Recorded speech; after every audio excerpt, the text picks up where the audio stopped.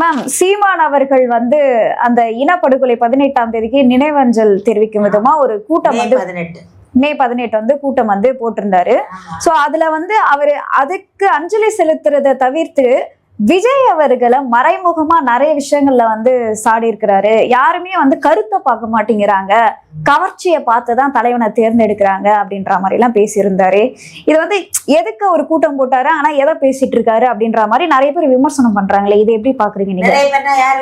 பொதுமக்களே நிறைய பேர், ஏன்னா இவர் இதுக்கு போய் கூட்டம் போட்டுட்டு விஜய் சாடிட்டு இருக்காரு அப்படின்ற மாதிரி சொல்றாங்க. அதாவது இலங்கையில வந்து 2 லட்சம் பேரை சாகடிச்சானுங்கல்ல, அந்த தமிழர்களை கொன்று குவித்த நாள் அது துக்க நாள். மே 18 வந்து நினைவேந்தல் நாங்கள் வந்து வருஷம் பண்ணிக்கிட்டு தான் இருக்கோம்.